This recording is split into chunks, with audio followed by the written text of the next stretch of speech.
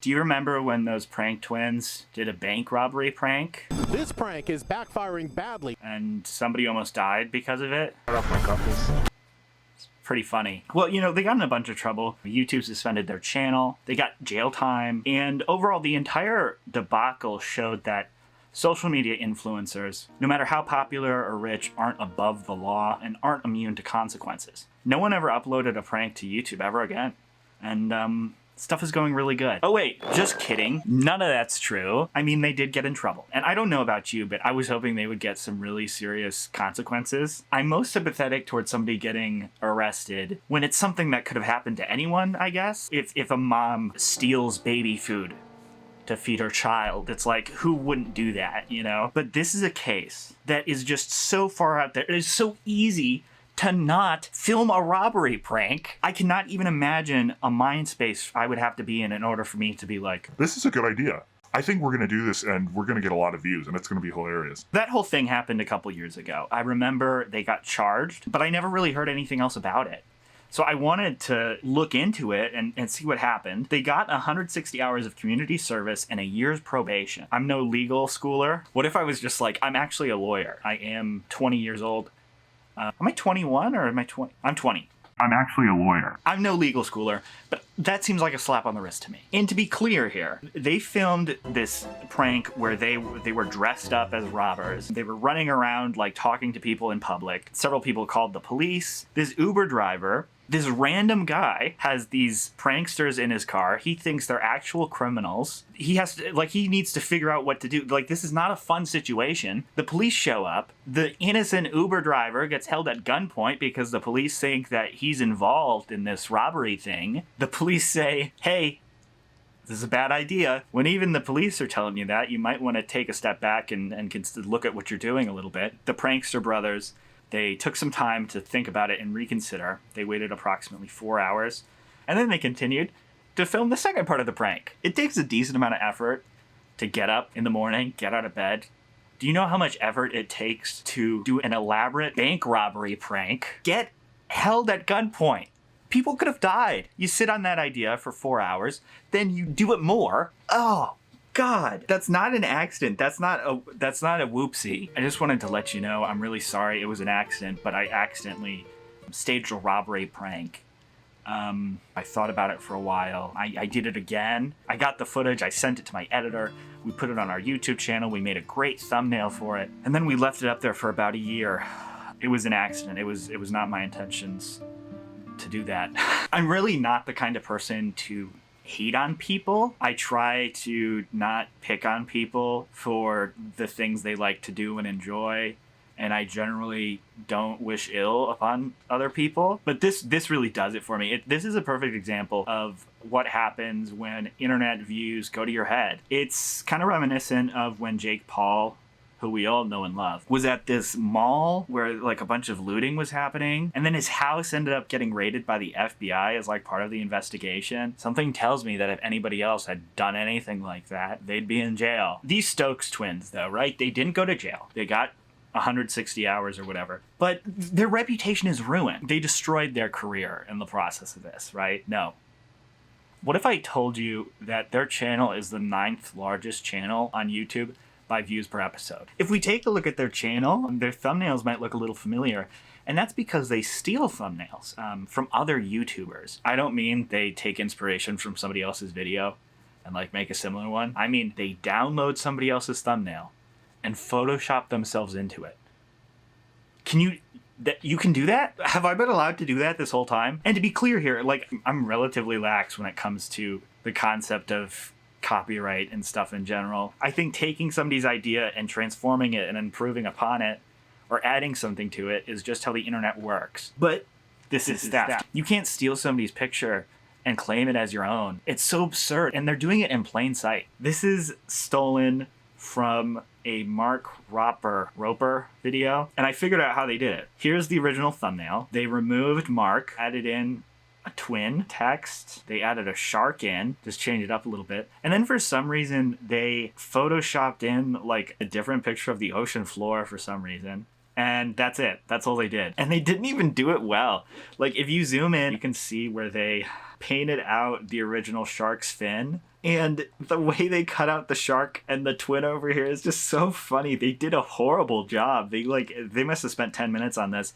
And something that's really fascinating to me in particular is the blood on his hand is exactly the same from the original thumbnail. They copied everything. And it's just so strange to me.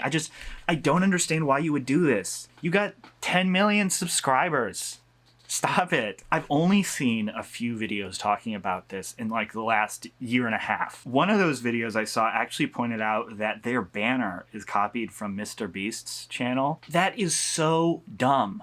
What possible benefit could there be for putting that on your YouTube banner? I just don't understand. It's starting to get to the point for me where I'm considering, is this supposed to be a marketing stunt? Are they doing this on purpose to try to get attention, try to get people to talk about them and how they're stealing? That couldn't be the case. Like, if they were gonna do that, they would just rob a bank for real, you know? One of their videos is called Tesla Autopilot for 24 Hours.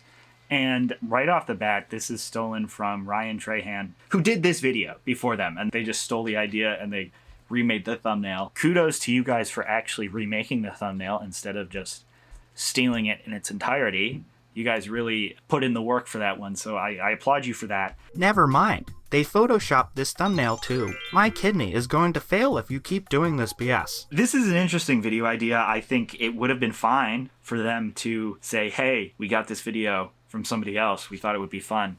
They could have done that. Clickbait aside, obviously, this is not how Tesla's autopilot works. You can't fall asleep at the wheel, but I get the clickbait. We all have to use clickbait sometimes. Here is my dog. So I'm gonna get you started with her. Do you speak Spanish by chance? Could I try the new crispy chicken sandwich? You just asked me if I speak Spanish for no reason. Basically. Can we stop pranking minimum wage workers, please? Please? I thought we figured this out like a week into the pandemic, that you can't do this anymore. Can you imagine working in a McDonald's? Probably one of the worst jobs. You're dealing with people who are just so mean to you. And these rich morons drive up to you in their auto-driving Tesla, ask you if you can speak Spanish, and then start laughing. They start giggling like they flipped off the kindergarten teacher while her back was turned. What is wrong with you guys? Don't do that. It wasn't funny. It's not cool. It's not like a fun thing to do. I thought a good way to prank him back would be to wake him up, since last week he pranked me while I was sleeping, so I'm gonna get some revenge.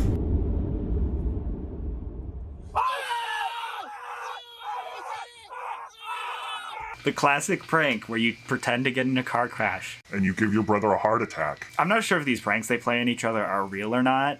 Considering the robbery prank was real, I'm inclined to believe that for some reason they weirdly pride themselves on having real pranks, which is just so weird. Every prankster on YouTube fakes their stuff. There's already no integrity involved. But regardless, the other twin looks so mad. Doing this stuff on a weekly basis is probably interfering with their relationship as siblings. I feel like the judge who sentenced them for the robbery prank should have told them just no more pranks in general. That would have been doing a great public service to just get them...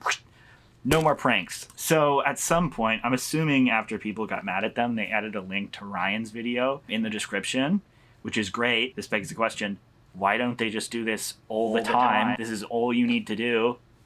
Just put a link in the description, say it in your video, and then people won't be super mad at you. I looked around their second channel and I discovered them stealing ideas is not just limited to their channel, but also to TikTok.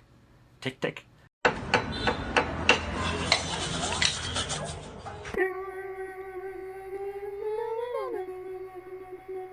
Before I die.